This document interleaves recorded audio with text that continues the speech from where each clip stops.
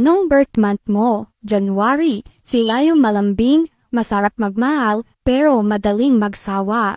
Habang masayo pa, sulitin mo na. February. Sila yung super moody, madaling ma-inlove, madali rin makamove on. Sweet, ma-effort, lalo na pag mahal niya talaga. March. Sila yung malambot ang puso, madaling lambinin, masarap mahalin, pero grabe kung magalit, mabilis mag-move on.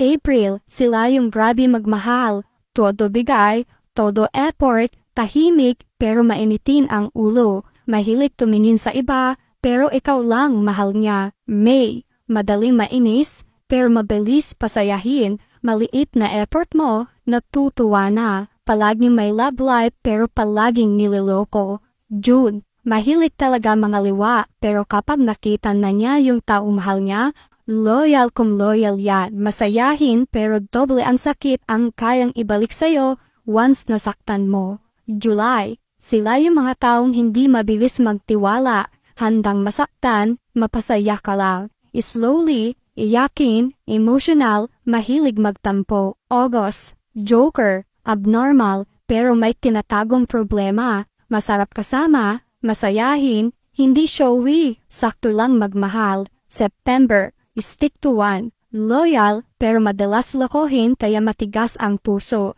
masarap maglambing, mabait, pero demonyo magalit. October, pag pinakita mong sa kanya ka lang at sayo lang din siya, pero pag niloko mo, mas maloko yan sayo, mapang-asar pero siya yung napipikon. November, hindi mabilis magka-move on sa isang bagay, marupok, madamdamin, umiiyak ng patago, pero kakayanin. December, malibog, joker, mabait, loyal, di ka iiwan, sila rin yung ipaglalaban ka, hindi sa kanila uso ang salitang suko na.